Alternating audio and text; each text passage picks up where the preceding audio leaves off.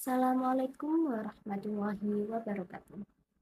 Perkenalkan, nama saya Dina Sufi Isya, NIM 23030160204 dari kelas PAI 5I. Di sini saya ingin menyampaikan tentang dinamika pemikiran Islam dari masa ke masa.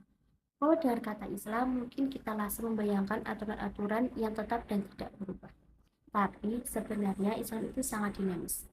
Dari dulu sampai sekarang, umat Islam selalu berpikir, berdiskusi, bahkan berbeda pendapat demi mencari cara terbaik memahami ajaran Tuhan sesuai dengan zamannya.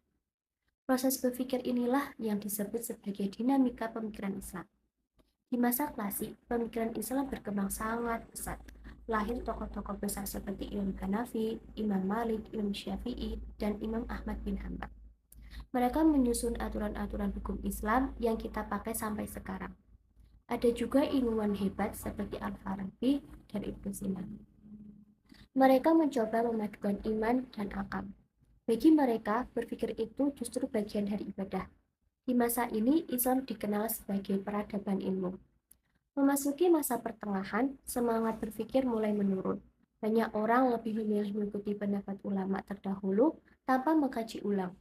Sikap inilah yang disebut dengan taklid.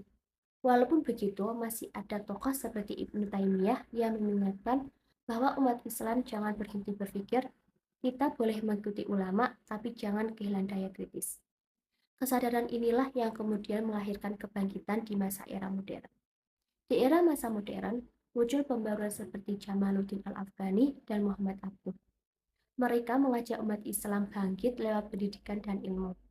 Di Indonesia sendiri, tokoh seperti Nur Khalid Majid dan Abdurrahman Wahid atau Gus Dur menghadirkan wajah Islam yang moderat, damai, dan toleran. Islam tidak hanya berbicara soal ibadah, tapi juga tentang kemanusiaan, kebebasan berpikir, dan hidup berdampingan. Lalu, apa artinya semua ini untuk kita hari ini? Kita hidup di dunia yang serba cepat. Informasi dapat datang dari mana saja. Perbedaan pendapat sering berubah jadi konflik. Di situ, umat Islam dituntut lebih bijak, kita perlu memahami agama dengan hati yang tenang dan pikiran yang terbuka. Islam tidak anti perubahan, justru dengan berpikir, Islam bisa terus menjawab.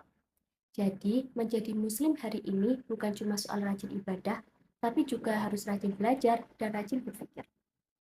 Karena umat Islam mau berpikir, berdialog, dan mencari kebaikan, Islam akan selalu hidup. Sekian yang dapat saya sampaikan, kurang lebihnya mohon maaf. Wassalamualaikum warahmatullahi wabarakatuh.